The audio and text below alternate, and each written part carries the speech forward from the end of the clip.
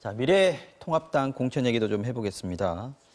전체적으로 보면은 다선 중진들이 좀 많이 빠졌다 이런 생각이 좀 드는데 몇 가지 사례 볼 텐데 먼저 홍준표 전 대표부터 보겠습니다. 어제 오후에 기자회견 했는데요. 발언 먼저 듣고 얘기 나눠보겠습니다.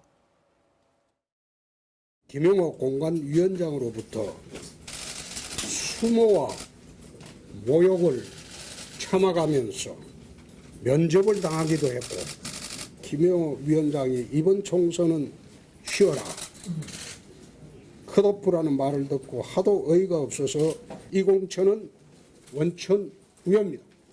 이 막천을 황교안 대표가 직접 나서서 바로잡아 주시기 바랍니다.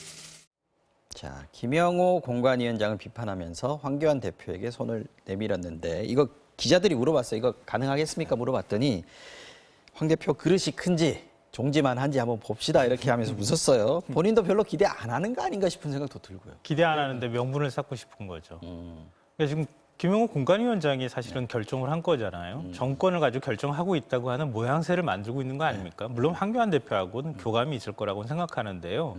그런데 일각에서는 이른바 이제 잠룡들을 없애기 위한 수단으로 이렇게 공천이 활용되는 거 아니냐. 견제하는 수단으로. 만약에 뭐 여기서 지역구를 얻지 못하면 당선되지 않으면은 다음번 대선 보기 좀 쉽지는 않잖아요. 그러니까 그런 의도를 황교안 대표가 지금 갖고 있기 때문에 김영호 공관위원장이 이런 식으로 나를 컷오프한 것 아니냐. 이제 이런 것들을 좀 얘기하고 싶어 하는 거 아닌가 싶고요. 황교안 대표가 입장을 바꿀 거라고 본인 스스로도 기대하지는 않을 거라고 생각하고 이번 주까지 뭐 시간 준다고는 하지만 네. 이번 주 안에 뭐 입장을 바꾸겠습니까? 그럼 결국은 본인 스스로가 무소속 출마든 어떤 방식으로든 이번 선거에 출마를 하기 위한 명분을 만들기 위한 전략으로 황교안 대표를 이번 판에 끌어들이고 있는 것 아니냐 이렇게 생각합니다. 황 대표도 나를 외면했다라는 그 워딩을 갖고 싶은 거군요. 명분을 그렇죠. 갖고 싶다. 이렇게 쫓겨났다. 보십니까? 뭐 쫓겨났다라는 이런 이미지. 모습을 이제 보여주고 싶은 거죠. 아무래도 우리나라 국민들이 사실 선거에서는 측은지심이 동정표. 굉장히 많이 동정표가 제일 좋은 표가 동정표입니다. 이게 사실은 당선이 제일 확실한 건데요. 아무래도 이제 홍준표 전 대표 같은 경우는 대선 후보였고 또 당 대표였지 않습니까?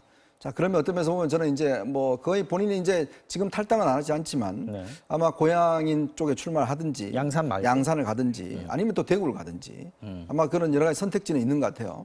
그런 속에서 아마 본인이 뭐 정치할 것 같은데 예전에 돌아가신 김상현 의원 같은 경우에 민주당이요. 본인이 서대문에 계시다가 이제 그때 공천 떨어지고 광주로 내려가셨어요. 네. 그러면서 나는 물구나무 서서라도 들어오겠다라고 이야기를 해서 결국 국회에 들어왔습니다. 이렇게 배지가. 네.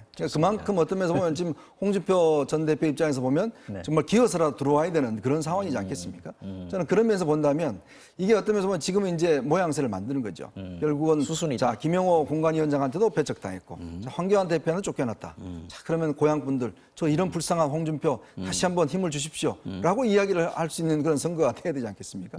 아마 이런 수순으로 본다면 네. 아마 유력한 것은 아마 이제 고향 출마가 유력한 것 같고요. 아니면 이제 대구 쪽에 가서 대구 쪽에서 원래 이제 대구 쪽 출마를 하려고 했었거든요. 네. 이제 그런 출마 아마 두 쪽에 두고 아마 지금 저울질하고 있지 않나 싶습니다. 알겠습니다. 자, 정병국 의원하고요. 이찬열 의원 두 사람 다 공천에서 실패했고 정병국 의원은 미리 불출마 선언을 했습니다. 여기도 조금 볼만한 얘기가 있을 것 같습니다. 정병국 의원은 5선이에요. 그 양평 그다음에 가평 이쪽에서 네. 5선을 하셨는데 이번에 통합에도 뭐 상당히 그렇죠. 이번에 역할을 했죠. 통합 대표를 했고 네. 이제 그래서 아마 이 공관위 쪽에서는 저기 이제 수원에 가서 김진표 의원하고 붙어라라고 이야기를 했는데 본인은 아니 내가 아무리 그렇지만 5선을 했는데 여주죠, 지금. 예, 그렇죠. 고향을 버리고 이쪽에 가서 지금 할 수가 있느냐? 아예 불출마를 하겠다. 그러면 이제 그런 뜻에 따라서 이제 결국 불출마로 결정이 됐는데 참 이번에 저는 통합당 모습을 보면 이 중진분들이 그냥 힘없이 나가는 모습을 보면 아 역시 이게 정권을 빼앗긴 데 대한 또 지난 3번의 선거를 다 패배했지 않습니까? 지방선거, 총선, 대선을 다 패배했고 그에 따르는 중진들의 책임성 이것이 이제 사실 이번 공천에 나타나는 거거든요. 결국은 참 힘없이 나가는 모습들이 있지 않나라는 생각이 들어요. 이찬열 의원 같은 건 이찬열 의원 같은 경우는 사실은 이게 문제는 본인이 손학규 측근이었다가 결국 귀순했지 않습니까 다시?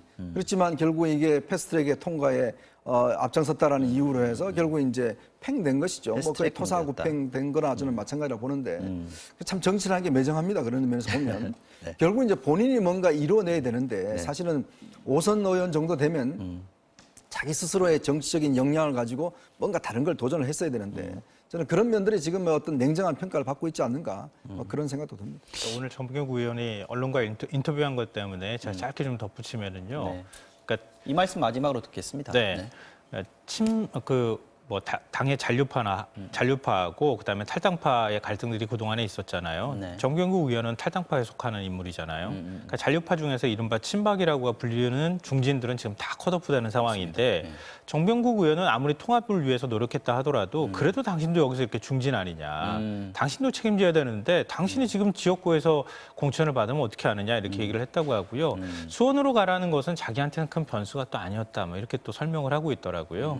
그러니까 오히려 당내 반발 그거로 인해서 본인이 이렇게 불출마 선택할 수밖에 없었던 배경을 설명했다라는 점을 제가 말씀드리면 좋겠습니다. 알겠습니다. 지금 미래통합당 공천을 보면 친박 중진들도 많이 그렇죠. 내쳐지고 네. 그리고 탄핵에 찬성했던 이른바 탄핵 5적, 7적 이런 분들도 지금 다 나가 떨어지는 그런 상황인 것 같습니다. 여기까지 정리하고요. 오늘 정치와우 정령은 마무리하겠습니다.